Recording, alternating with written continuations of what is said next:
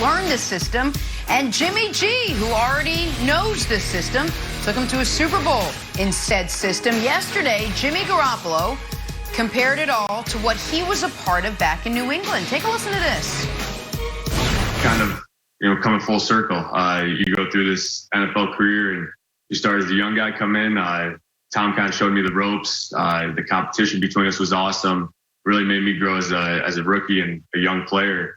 And so that's kind of what me and Trey we'll mold our relationship into that, but it'll happen naturally. Just, it's one of those things you can't force anything. Just let it come as it may. I know how it was coming from FCS school to the NFL. It's a bit of an adjustment, the speed, whatever you want to call it. It's just different. So whatever I can do to help him, I'll be more than happy. Jimmy, tell me what's going to be different about this year, because you guys have all the pieces to win the whole damn thing. All right, well, three-time Pro Bowl LeVar Arrington joining us now to break down what appears to be the nicest human on earth, or just what it sounds like. LeVar, you buying Jimmy G will be happy to help Trey Lance this coming season? Absolutely, I'm buying it. And the reason why I'm buying it is because I don't feel as though Jimmy G looks at Trey Lance as being a problem to him, a threat to him in the immediate. When I hear something like this, I think to myself, I can remember when I played. Somebody made a great point, and I'm not sure who it was, so I don't want to give the wrong credit. But, quarterback is kind of the only position that you don't necessarily have to compete for every single year. Most every other position, you're competing for your job. They're drafting somebody to take your job every single year. So when I look at the Trey Lance, Jimmy Garoppolo situation, Jimmy is still looking at a situation that it's only staying healthy that's his issue right now. Now, other people may make it a bigger issue.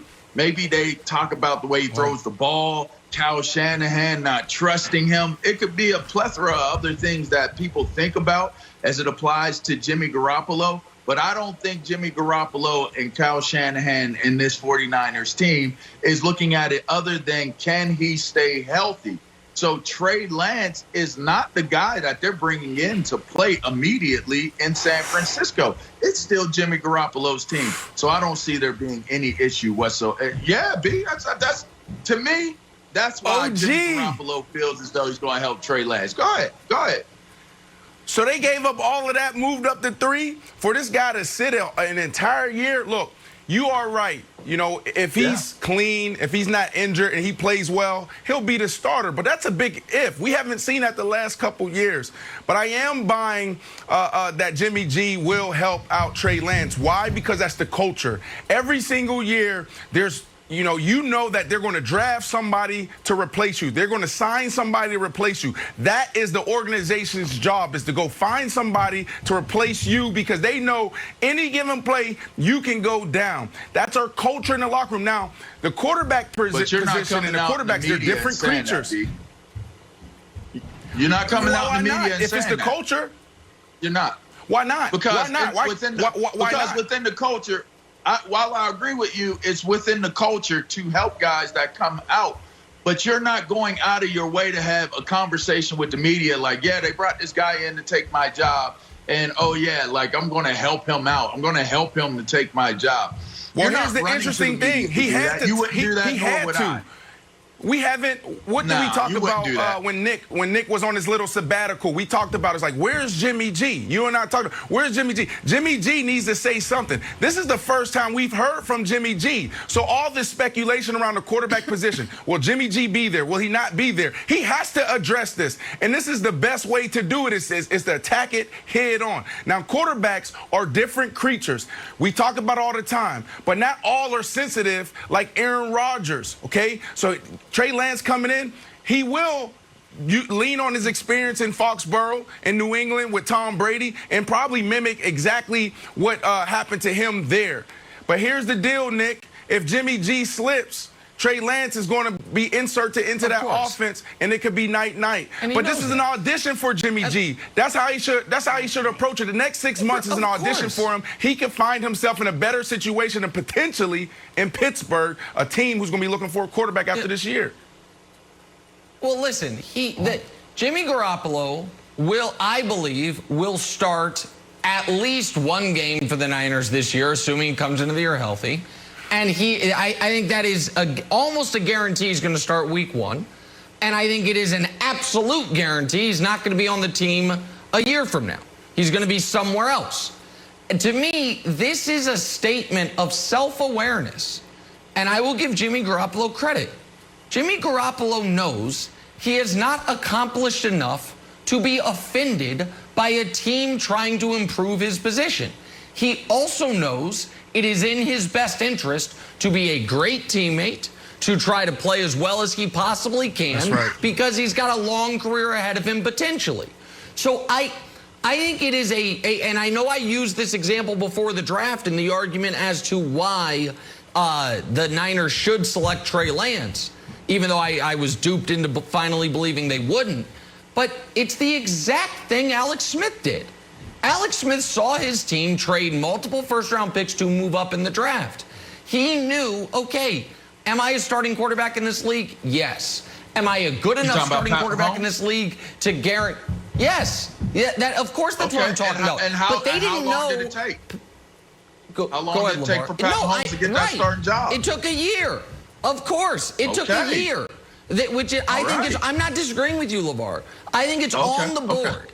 I think it is on the board that Jimmy G starts throughout the year.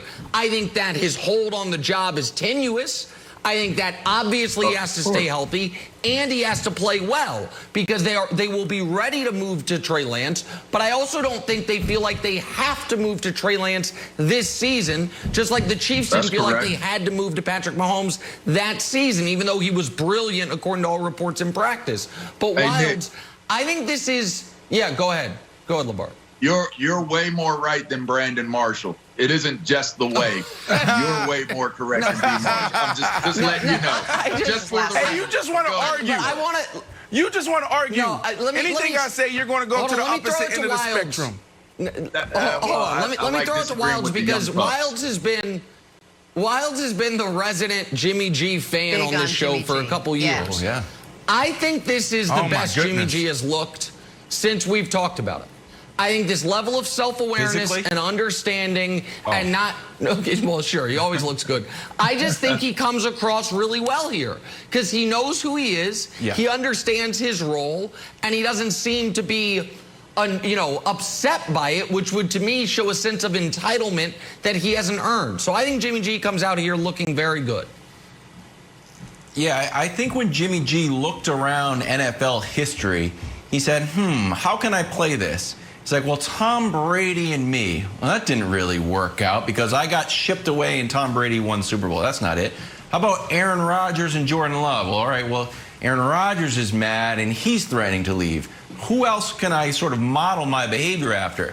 And Brandon, you know what? I think it's Kurt Warner and Eli, except he's much younger than Kurt Warner, where you know that you sort of had success, you got injured a lot, people gave up on you. Eli's going to come in, you play great, or you're like, you don't play great, but you sort of play like the elder statesman. You go to Arizona, you get to a Super Bowl. I think that's the move. The one thing I do want to push back on, Brandon, tell me what you think about this.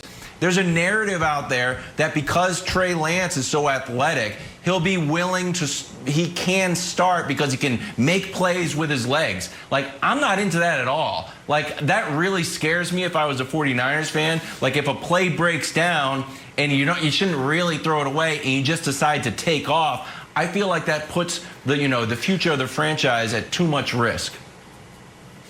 No, but also part of the narrative is that he's a quick processor. So, yes, we've seen the talent, the physical talent, but also you put him on the board, this kid knows football. So now you pair him with one of the greatest offensive coaches and Kyle Shanahan, this kid can go play. Let's go back in time. 2006 NFL draft.